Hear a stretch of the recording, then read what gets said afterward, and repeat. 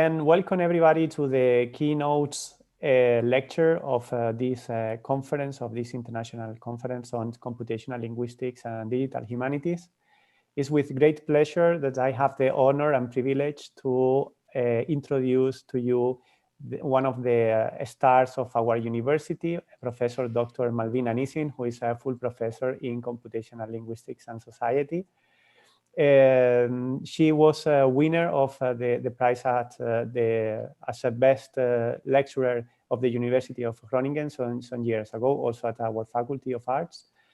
And also she's expert in several issues, several aspects connected to computational linguistics, from researching on predictive models, author profiling, or for instance, cross-lingual gender prediction. So in this sense, I think we could not have a better keynote speaker for our inaugural event than Malvina. So thank you very much for accepting our invitation. It's really a true pleasure to have you. We are great fans of your work and admirers of the research you do.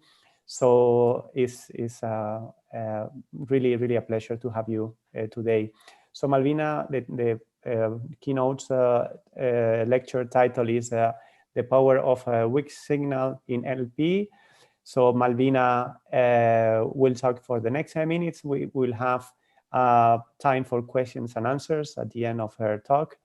So please, if you want to pose any questions, feel free to do this in the chat, and later on we will respond to these questions. So thank you very much, Malvina. The floor is yours. And so once again, you are at home here in this collaboration between the University of Groningen and the University of Antioquia. Thank you so much. Thanks, Pablo. Thanks to everyone for the invite, for the introduction. I'm really pleased to be here. I'm very happy about this invite and about this opportunity. The only thing I'm not so happy about, let's see if this works, is actually that this is a virtual event.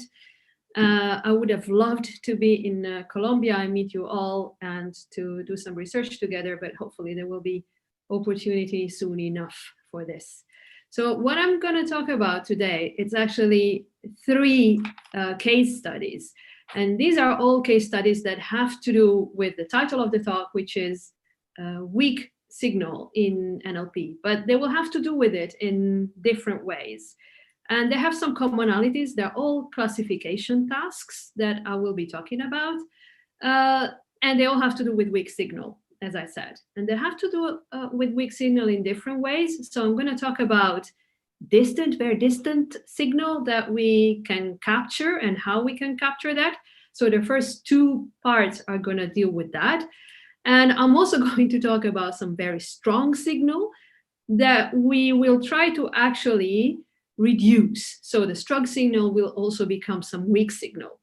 And this altogether hopefully will give us a picture of actually what we can do in classification tasks in different ways with weak signal. So the first part will have to do with adding signal to solve some tasks.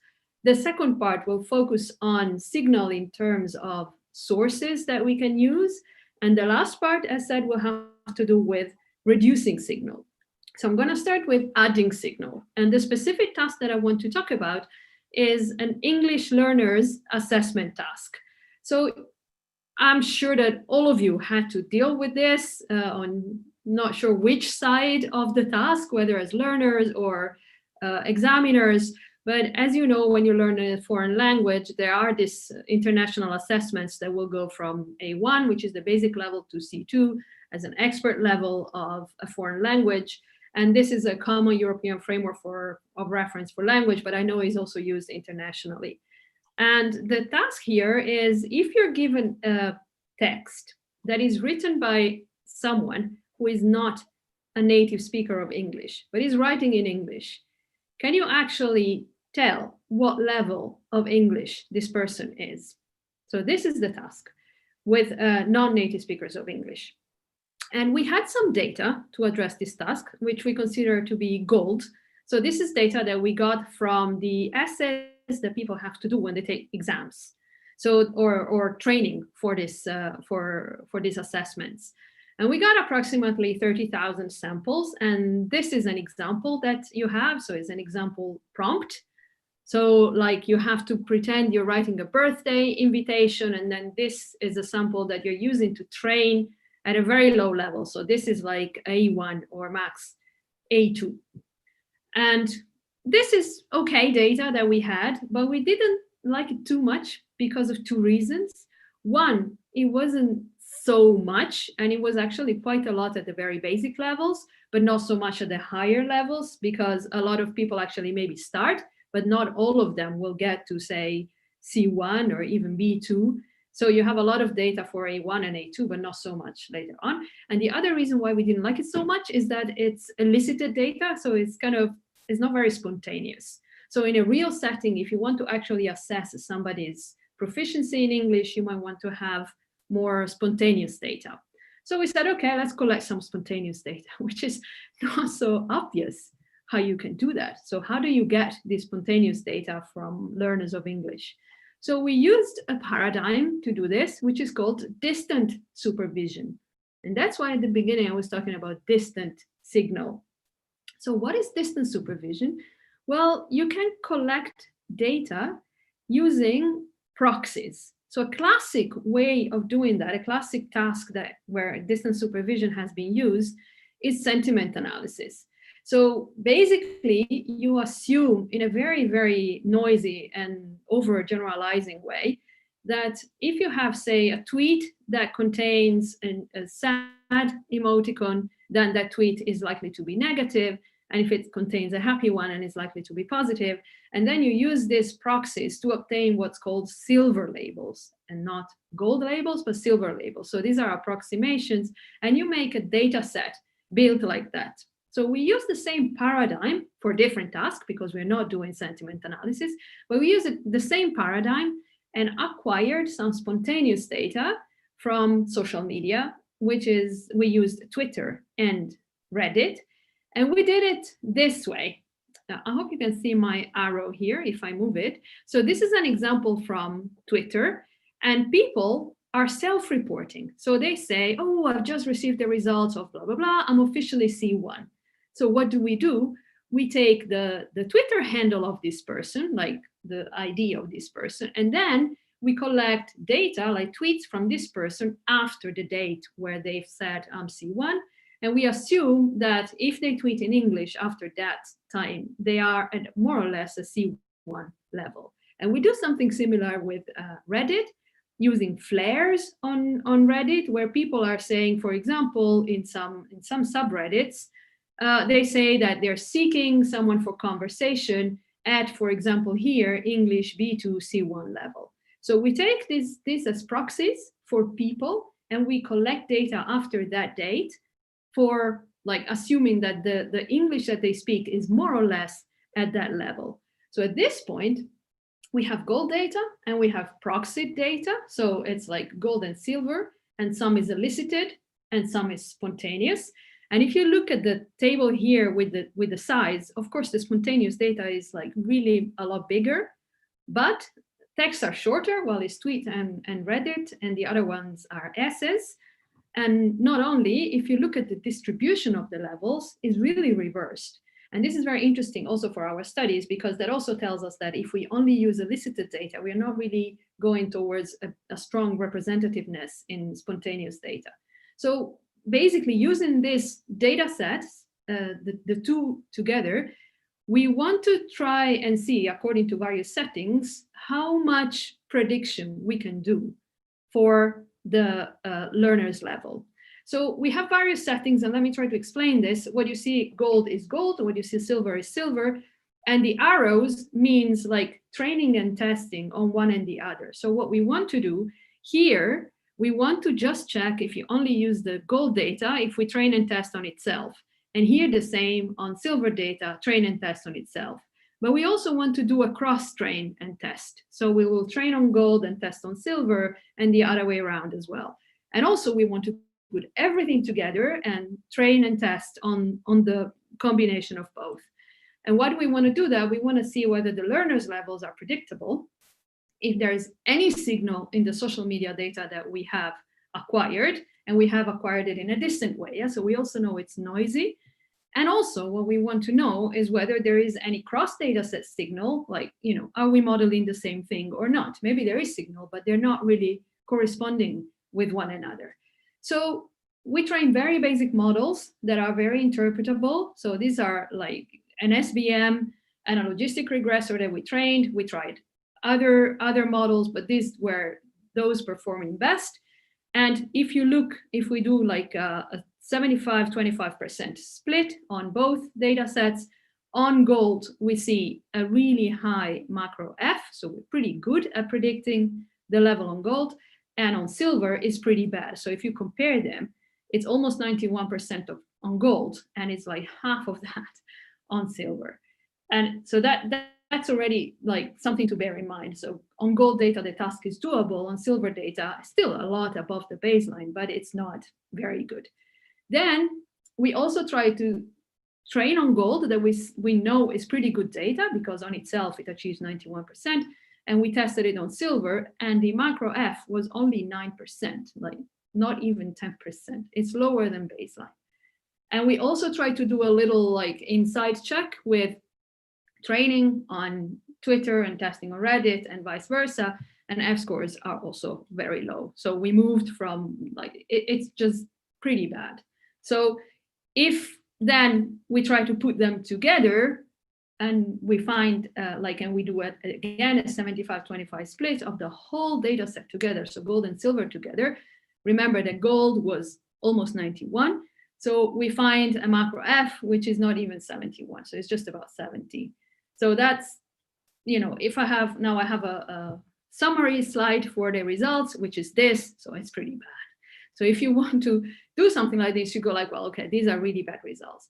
Still, we still thought that we could find something in the spontaneous data that might be useful. And we still wanted to figure out what that could be, like what other signal could we get from this data that could still yield some interesting results. So we really thought about this and thought, okay, we have this whole data set like of gold and silver put together.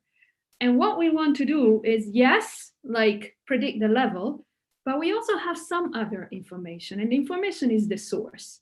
So the source is where this data comes from. So we know that all this data together comes from S's, comes from Twitter, it comes from Reddit. And we want to do the prediction over the level from A1 to C2. And then we thought, okay, can we use this information in some other way? Like, or is it really like the whole data that we got is kind of rubbish? And then we thought about this and we thought, okay, we can use maybe the paradigm of multitask learning. So I don't know if you are familiar with that, but I'll give you an extremely brief introduction to that, which is like one slide. So in multitask learning in neural networks, what happens is that you have your main task, which like it's here. And in this case, it's our level prediction. But at the same time, you make the model learn something else, which is called an auxiliary task. So the auxiliary task in this case would be trying to learn where the data comes from. So we are you're training a model that learns two things at once. One is our final main task, which is A1 to C1, to C2, predict the level. And the other one is at the same time, on the same data, make a model that predicts actually where the data comes from. Sounds a bit silly, but actually it's been found in the past that this kind of additional information does help. And the way you do that technically is that you join the losses together. I think I missed one thing, so here. So you join the losses together. And what you have here, you see the total loss when you train your model is made by the two losses of the main task and the auxiliary task, and you can weigh them differently.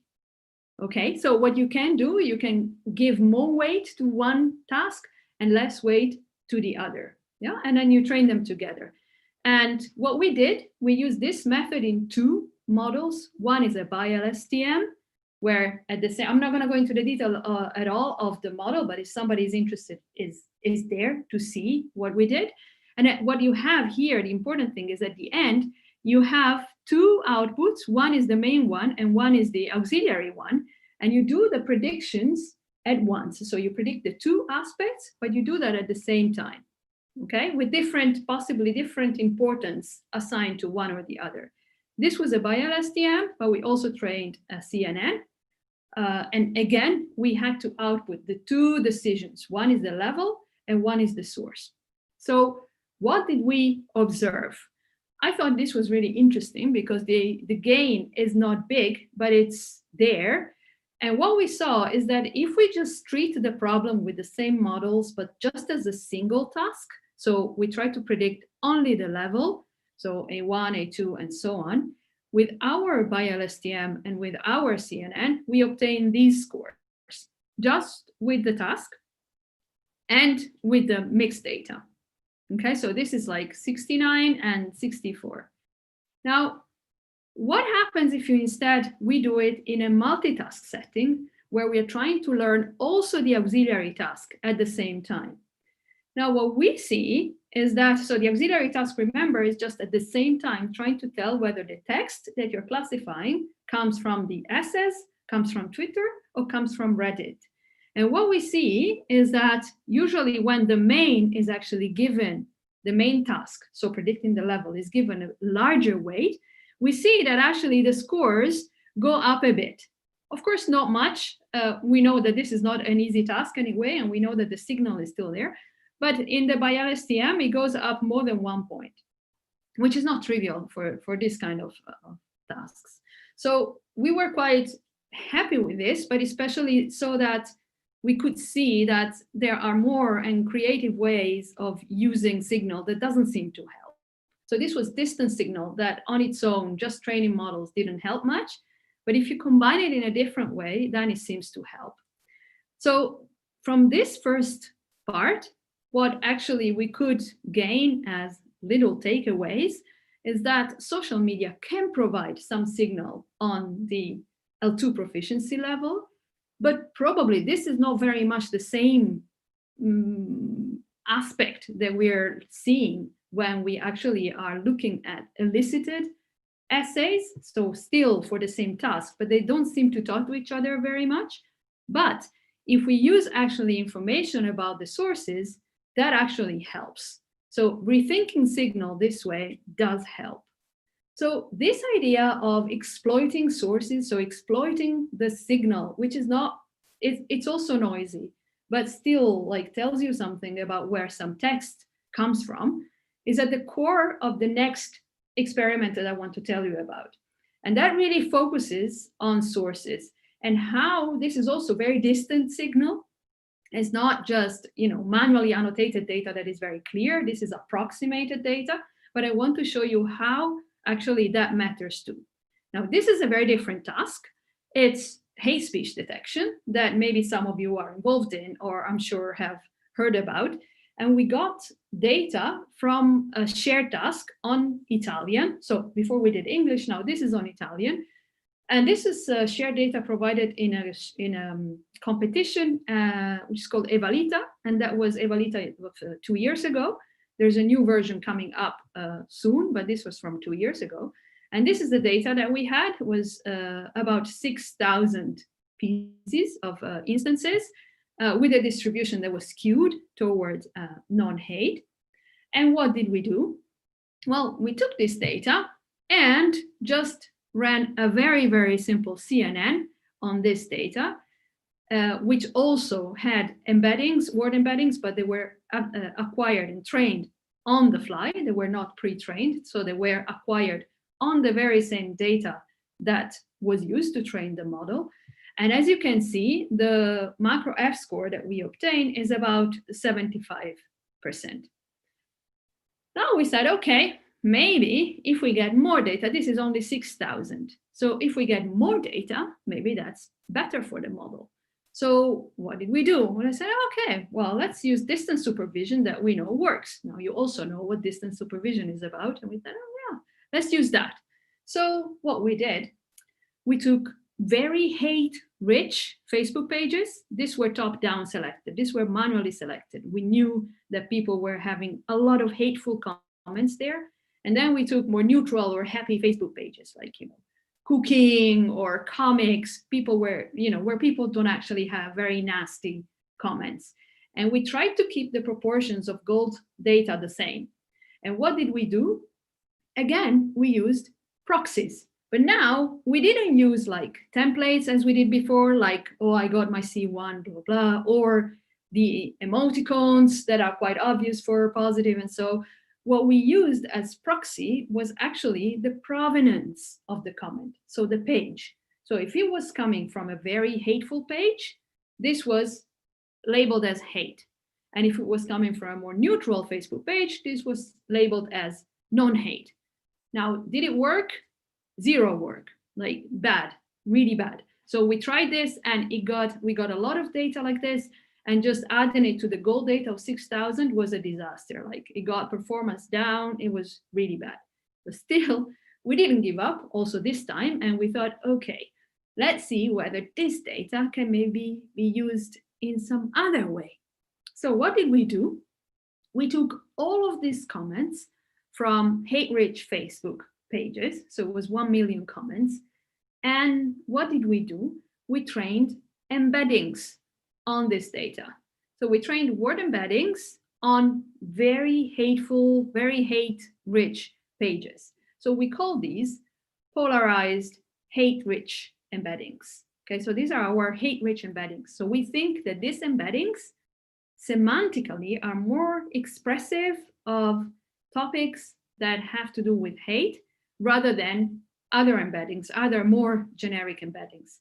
So what did we do at this point? Well, we took our model, and instead of using embeddings trained on the fly, we fed in our polarized embeddings. And for comparison, we also used pre-trained generic embeddings. So we use these 3 sets of embeddings, and we just stick them in our CNN and see what happens. Now, when we use the CNN on the fly embeddings, that's the score that you saw before, it is 75. If we use generic embeddings, the score goes a bit up, and I believe that the reason for this is that the weights of the embeddings are more stable because they're trained on much more data. But what's really interesting is that if we use our polarized embeddings, which are a lot smaller anyway, they're bigger than the first ones, but they're a lot smaller than the middle ones, the score is the best that we observe.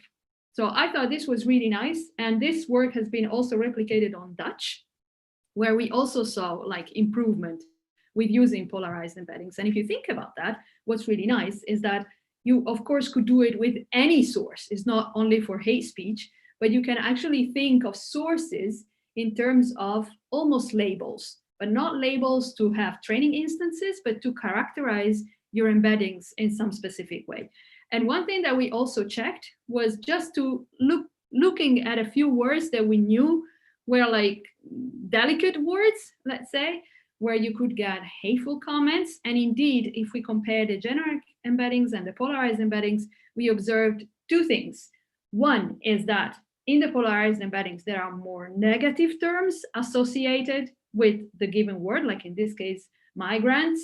Then close to migrants, we found like words with more negative connotation. And also, we also observed that for words that could be ambiguous, like trans, in the generic embeddings, you could see like a sense of trans that has to do with more like commerce, whereas if you actually look at the polarized embeddings, you see the intended sense when we're talking about hate speech. So the correct semantic field was captured much better by the polarized embeddings than by the generic embeddings. So just for a few main takeaways from this study is that sources can be very informative, and this again can be done for many other tasks. And embeddings will capture specific contexts, so specific communities, like even if they're quite small, they are able to reproduce the senses that are implied in specific communities. And again, rethinking signal helps. Like we got this data, we couldn't use it just as training data because that was too weak. But if we rethought the data that we had and actually used it to train embeddings, this turned out to be successful. And I think this is sort of a message that can be taken over to many other tasks and many other experiments. So these are the first two parts. And now there is a third part where what I want to talk about is reducing signal, like as if we're never happy. So in some cases, signal is not strong enough and you have to find ways to use it in ways that are useful, but they do not harm because of the noise that is involved. But in other cases, what happens is that you actually want weaker signal because the signal as is too strong. Now, let me just clarify what I'm talking about. If I show you this tweet, don't feel bad. And I know this is extremely stereotypical and I do it on purpose. I might be very much against this kind of observations, but I think it's data that we need to look at and know what's going on. So if you look at these two tweets, I'm not sure I can actually have any comments from you in the chats, but normally when I ask about this and I ask you to tell me whether this is a female or a male, I usually get one dominant answer about this. And if I ask about this, if this is like female or male, I also get one very dominant answer. And when I do this kind of experiments, I also try to trick my audience to see whether we can bypass the stereotypes. But in this case, it's stereotypical. And it's extremely stereotypical. And I don't know, can you vote? Can you say something in the chat? Like, what do you think this is, female or male? I don't know if you can do that, if you can type in the chat, maybe not. Can you? I'm not sure that actually they can type in the chat. Then I'll answer for the majority, which is a stereotypical yes, thing. now they are typing in the chat. Yes. Oh, they can. Okay. Yeah. So we can stick to the stereotypical level. And can I also see where that is? Can I see the chat? Let me yes, actually, if you click in the chat. Yeah, but I only see the Q&A. I can't see the chat here. Oh yeah, here it is. Here it is. Chat. Yeah. I can see that. And in chat you can see the responses. So now, for instance, female, stereotypical female, exactly. Yeah. And then the second one is a male.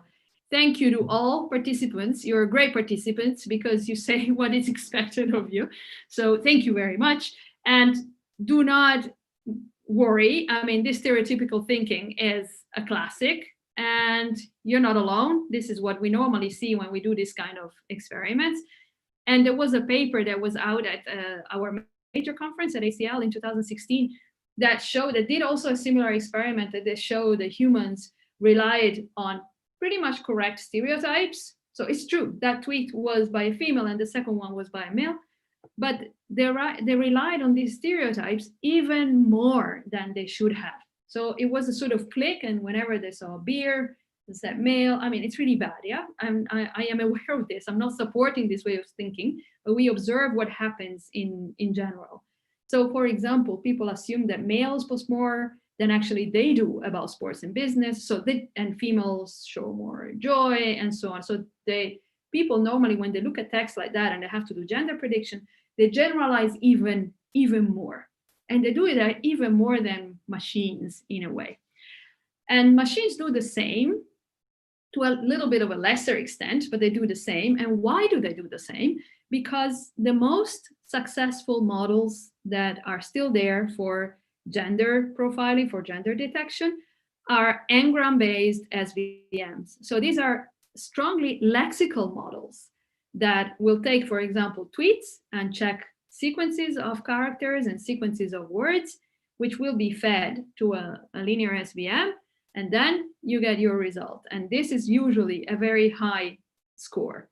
But what does it rely on? Of course, if you feed it character and word engrams, it will rely on words.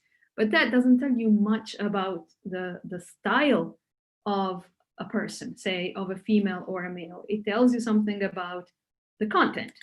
And indeed, so this is like a model that is a very basic model. That's the model that I just showed you, is an SVM with word and character engrams that participated in another of these international competitions, and it got over 82% in predicting gender across 4 different languages. So that's really, really high. And that was a very basic model. And if you look at the features that were used, you will find very stereotypical things. Like some of it is really bad words, but if you check in the top here, you see male frequency, and here you see female frequency, and here you have the chocolate, and here you have the league and the players and so on. Yeah, it's almost boring as how stereotypical it is. The problem with these lexical models is that indeed they can capture like choices of words, but they're very, very much tied to the data set that they're trained on, because they don't really abstract much away from actually what they find in that data. So if you're like assume that you're actually just taking a data set from some, even a Twitter data set, but from some other time, yeah, you might still find some typical words here and there, but maybe some words are not there anymore. So how portable really are these lexical models, and how much do they really capture about, say, female and male different writing styles, if there is anything like that? So if you just take a different Twitter data set, this might not port very well. And if you take a different genre, assume that you have this really nice model that is trained on Twitter and knows about chocolate and football and so, but then you want to actually check on, I don't know, personal diaries, you might not actually find any of these words. But if the model relies only on words and not much else, then you're quite doomed. And imagine if you even want to bring it to other languages. That's like, a lexical model will not take you anywhere. But it could be that there is something across languages that make still gender style recognizable if it exists. So you might think that other languages is a bit stretched. I don't know how much you know of Dutch. These are tweets by a Dutch person. Do you think it's a male or a female? You can use the chat again. I will tell you later though. Do you think this one is male or female? Just look at it. You don't have to think so much. So this is the first one, and this is the second one. So first one, male or female. Second one, male or female. And I will tell you later. And what I find interesting is that even if you don't know any Dutch, you can still give it a shot. And then I am sure that you might be wrong, but I am sure that, in order to make your decision, you're trying to find some clues. Yeah, you're trying to see, like, you don't know the language, but you go like, oh, maybe this, oh, maybe that. Oh, this one is 130 kilometers per hour. Like, this is, that's quite international. Or maybe it's talking about some other stuff. So you go through the text and try to capture something, even though you actually don't know the lexicon, you don't know the language. And I find that very interesting. So let's see, female, both male, first male, second female, male, first male, male, female. It's a mix. It's good because you don't know the language. So we'll get back to these examples, and I'll tell you something more about this. How much time do I still have? About 10 minutes? Yes, you have about 10 minutes more. Perfect. Okay, great. So let me get back to the slides. So what if, so this strong lexical models are not very portable, but they're informative. So what if we actually try to remove some of the information, but we keep some other information that could be useful? So can we make these lexical models a little less lexical without removing everything? Like, can we just remove some of the signal and go from very strong signal to, lesser, weaker signal? So we want to do sort of the opposite than what we were doing before, where we want to sort of give some power to weak signal. Now we want to remove some signal because that's too strong and prevents some generalization. Our idea was to actually remove the signal with some bleach. And I actually went to look for the Spanish version of that. So that's the blanqueador, I think it's correct. I found that. I actually searched for bleach and looking also for not just Spanish, but really Colombia. So maybe this is a product you might find that you might recognize. So the idea is that you want to remove, like bleach away some of the information that it's important, but might not be very significant and might make your model too specific and not generalizable enough. So what do we do with this bleaching approach to remove some signal, make it less explicit? So assume that you have a tweet that is like that, a bag of Doritos for lunch. Now the bleaching procedure takes the bleach like that and transform the tweet into something else. And that something else is this blah, blah, blah, sort of almost ununderstandable that you see below. But I'm gonna go step by step to show you what these things are. So we take the tweet and we do a series of transformations on the tweet. And the first one is to express each word in terms of their characters. So that's one level of generalization. It removes some of the lexical aspects, but still it tells you something. So like the first word was short and the second one was a bit longer and so on, okay?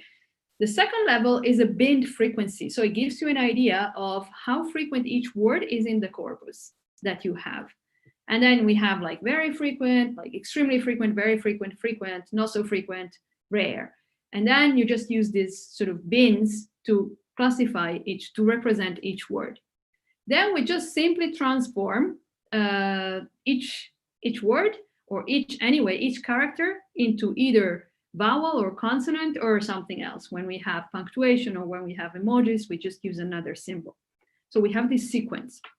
And then we also transform into like lowercase, uppercase. So it's just a visual representation of what the word is like. And we use an X when there's just no character. And then we also use some sort of more aggressive generalization, which we call punctuation, in two forms. One is aggressive and one a little less, where basically each word just gets transformed with W, if it's a word. If it's punctuation with a P, and if it's emoji with a G. And we have a little bit of a less aggressive version where we keep the punctuation and the emoji signs as they are in the original form. So you can see that the lexical aspect just goes away, but we still have a trace, we have a skeleton of what it used to be. And we believe that these provides still some information, some proxy for the correct information that is in there, but is more generalizable, is more flexible if you want to take it to a different genre, or even we were tempted to try to a different language. And we know it's a little bit extreme, but we decided to try this to do cross-language gender prediction. So what did we do? We took data from various data sets, and we wanted to, that I'm going to tell you in a moment, and we wanted to compare our approach that uses this sort of abstract features with, well, mainly another approach, which was using multilingual word embeddings, because one could try to do that as well, but also not really directly, but keeping in mind that there's another way of doing this, which uses completely non-linguistic features. For example, they try to do it cross-lingually. They try to see, for example, the color of the background in the Twitter profile, or the amount of user mentions that they had. So nothing really linguistic. And we are a little bit in between, because we're still using some abstract representations, but we still think they're quite tied to the lexicon. So this is the data that we used and the settings that we had. We took the twisty corpus, which is a corpus of tweets in various languages. We selected the languages for which we had enough information, enough data, which were Spanish, French, Dutch, and Portuguese. Plus we added English that comes from a different data set. We didn't do any pre-processing, not even tokenization, nothing. We only transformed all the URLs and all the mentions into URL and user.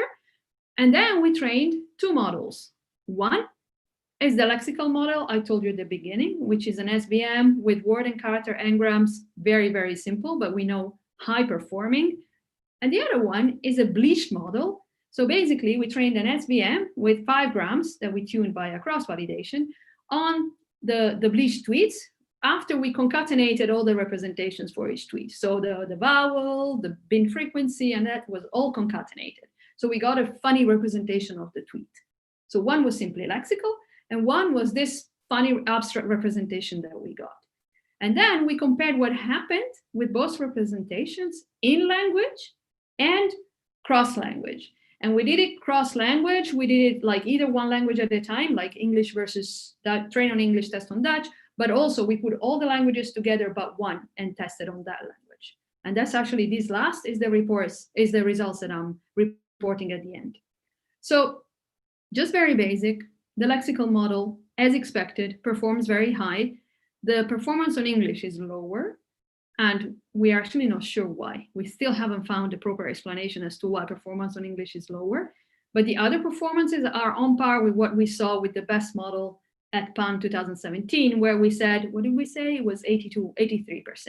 So these models are very much on par, right? So these are in language, train on Dutch, test on Dutch, lexical model, easy. Now let's take the lexical model and test it across languages. Now, train on Dutch, test on French. Now, it's a lexical model. So you're expecting the results are really terrible. And they indeed are. They're just above baseline for most cases. If you see there on the top, I still show you the results in language for comparison. So if you train, say, on French and test on Dutch, which is like this score here, 50, it's 50%, it's baseline. And the only higher scores that you find, of course, as expected, is if you train and test on genetically related languages. So if you take the subset of Romance languages and say you train on Spanish and test on Portuguese, then you get 61, or vice versa, then you get 64. So these are higher score, but because they share lexical material, of course. If you go where the sharing of the lexical material is minimal, like Dutch and French, then results are really bad. Now let's compare this with when we use instead our abstract features, our bleached features. Now this is in language. The blue bars are exactly what you saw before in the table where you have all the 80% and so these are in language, very high scores for the lexical models. But if you look at the bleached models, that's very interesting because actually they're all above baseline and not that bad. Some of them are like 70% or so, like look on Dutch, for example, or 68 or all around 70%, which is quite impressive because imagine how much information we have removed. Now, of course, they're lower than the lexical model in language, but now what happens across language? Now, if we check across language, now you'll see another bar, which is we wanted to compare to multilingual embeddings, but you can also, just out of curiosity, but you can also forget about that. Now, the blue again is the lexical model. And then if you look when it's trained on all other languages but English and then tested on English, it's just above baseline. It's almost 50% and not much else. But the bleached models across languages don't perform that bad. So they get to 60, but also to almost 70 and above 60 and so on. So that's quite impressive, actually, what happens with these bleached models. That means that they still carry information that can be used to disambiguate across languages, which is, yeah, it's in a way, we even were surprised, but pleasantly so.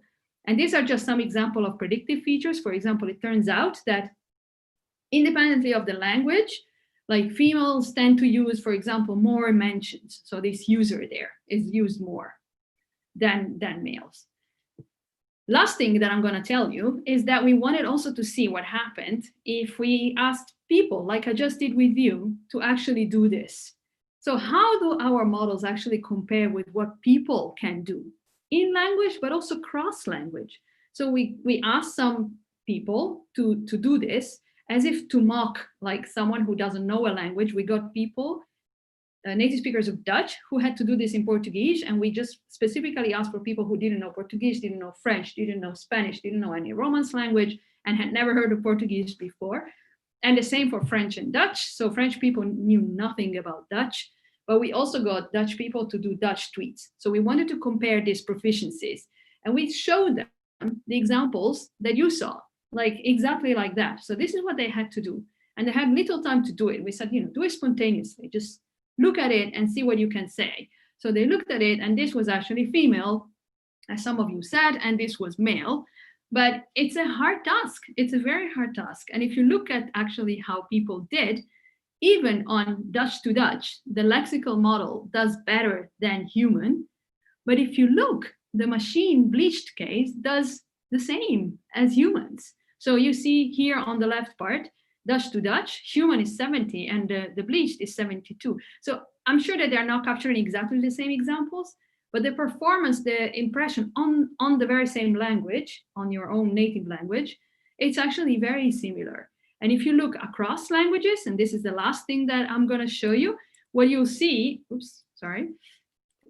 what you'll see is that the performance of the machine abstract features, so our bleach features, is always comparable to human, and it's always higher than machine lex, but it's even a little bit better than humans, which is quite impressive. So this abstract features, these bleach features, make sure that the signal is weakened enough, but not too much, so that the task can still be solved.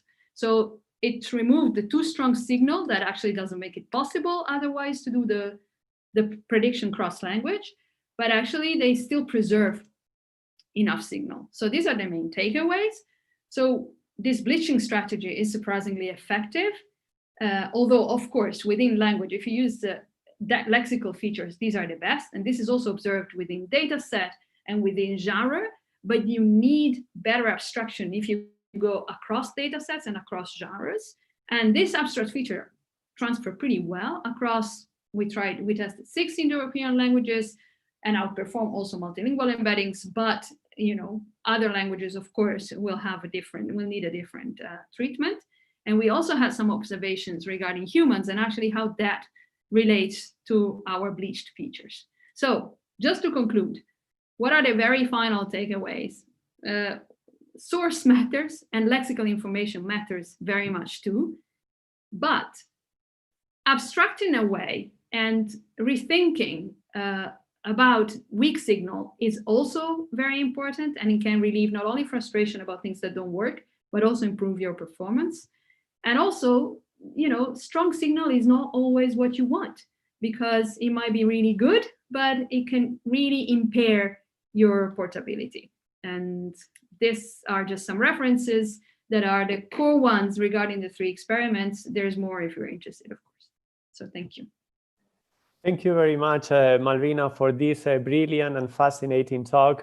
We send you a digital applause, all of us, for this great talk. I think that for many of us, we have discovered new ways of using bleach, which is always great. And also you have illustrated very well how to make our models more efficient and how to problematize the challenges that they might bring to us. And in that sense, it was absolutely clear, fascinating, and very clarifying. So thank you very much, because it was really an excellent talk. We have a very large audience, Malvina. We have more than 100 people between YouTube Live and here in the chat. So what I will do is, I see that there are some questions that they are being posed in Spanish. So I will translate this to you, because now we have about 5 minutes for questions and answers. So the first question is Maria Isabel Marie Morales would like to know if the model with bleach signals has been applied to other sort of classification, not only for gender. Well, I am not sure, actually. So we tested it on gender, but I know that it's been used in other tasks as well, because I see citations of the paper coming in, that people who use it for something else, but I would not know the details of actually how it's being used. We tried to use it still for gender, but cross-genre instead of cross-language. And we saw that you still have gains, but less evident than what you see cross-language. But I do know that it's been used for other tasks as well. Yes, but I wouldn't know the details of that. Thank you. Actually, that is connected to the second question we got. If it has not been applied to other problems of classification, in which other sort of classifications do you think it could be applied? Well, I think it can be applied to basically anything where you still think that your lexical signal is important, but you don't want it to be too strong. So for anything that has to do with style. So this also can be applied, for example, for age prediction on the same data sets, actually, because there's information about age as well. But also anything that has to do, that can have to do with style, where actually the word itself could be indicative, but maybe what you want is more like the use of the words, and just abstracting away too much does not help. Like say, oh, I only use part of speech information, or the proportion of punctuation, that sort of kills the structure of the sentence. So if you want to keep that, but remove some of the lexical information, I think this is a great strategy. But I think there all tasks that have to do with style could be tackled, like also authorship attribution, for example, knowing whether two people, if the two texts are written by the same person or not. That also something that should benefit from this. But other tasks as well, I believe. Yeah.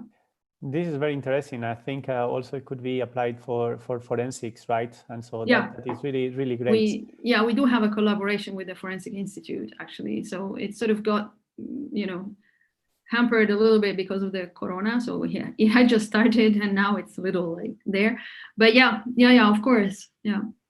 Okay, you have a lot of fans also in YouTube Live, so I'm receiving questions for you. I'm going to read for you from YouTube. I got this question. Were SVM models superior to CNN approach to classify texts? Yes, most of the times, yes. But I would not bet on now doing some fine-tuning with pre-trained models for languages where you do have the pre-trained models. That might actually be better than SVMs. But at that stage, when we ran those experiments just using CNNs, yes, SVMs were better, with the advantage of being also more interpretable. But I would not bet on like now SVMs always being better. Although for profiling, for example, they still constantly are shown that are better. There's a paper by Walter Dellemans, I think from last year, that still, I think, shows that, I don't remember all the details. I don't want to say anything really wrong, but I think still it's that it shows that SVM models for profiling are still better than deep learning models. Although, again, I think with fine-tuning now pre-trained models, you can get really far. So that's another avenue that is completely to be explored. Good. So there is time for a very last question. I'm sorry, I will not take any more because actually we have to move to the other sessions. After this, I would like to remind the audience that we'll have 3 parallel sessions starting in a few minutes. But at least I think there is room for this last question that I will read to Malvina. Do you connect your gender-oriented research to gender studies and to more sociological research about gender differences in each country associated to each language? I imagine less marked gender roles might lead to less detectable difference in speech. Yes, that's a great question. And I think that that's the future, actually. So one thing about gender marking, I think it's really interesting because, first thing, connecting with society, I'd love to do it more. We've tried to do it a bit, also studying some, for example, some social study on emoji uses in different countries to see how, by female and male, to see whether we could exploit something about that, but not much came out. And I think that's an area that I definitely want to explore further. And also like to go beyond the binary gender, because that's actually what it is in reality, but we keep on using binary gender because that's the data that we have. But I think we need to go beyond that. And treat it as a much more continuous value and not just a binary value. But the thing about, the last thing I'm going to say because I know time, but the thing about gender marking, I think is super interesting. We have a paper that we just is coming out now in the gender bias in NLP workshop with a student, where she tried to see whether she could detect gender bias in the BERT model and how to debias it. And she found a very good way to do that. And then she wanted to apply exactly the same method to German. And this was impossible because all the method was confounded by the grammatical gender marking in German. So that actually didn't work at all. And that really has to, ring a bell about the opportunities that you find in English, which is the most studied language usually, and so on. But actually what you find there might not port to other languages so easily in terms of language processing, because not only people might behave differently in different languages, but also because of the language itself, the way that it marks gender grammatically makes a big difference in actually what you can do with gender studies in language processing. So I'm not sure that answers the questions, but they really came to mind because it was a very evident case of, you know, you do it on English and then you go to German, oh, I do the same. And no, you're not going to do the same. Okay, I think you really answered the question, and it was actually Esther Andela who asked. It was posted anonymously. So with this final notes on the difficulties to actually use models in different languages and so on, and all these challenges. You can contact me here, right? So just drop me an email, and then I'm happy to share more references or answer questions. And yeah.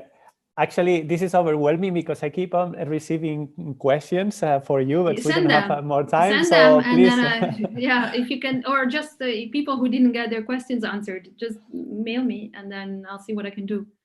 Yeah, so please contact Malvina.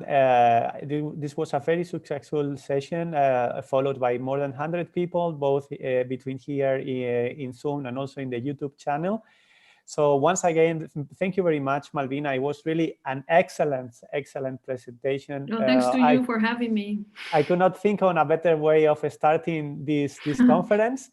And I would like also to take this occasion on for inviting you. I think Jorge would say the same, but he's already in another room. So to invite you to I'm here. Oh, you're here.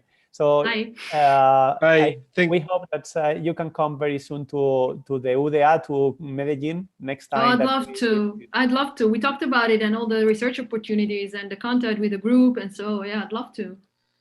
Yeah, so thank you very, very much, Professor Malvina. And thanks for having me. Yeah. I'll join in some talks, and then I'll see you probably later today. So. Okay. Thank you. You're very welcome here when you want to come.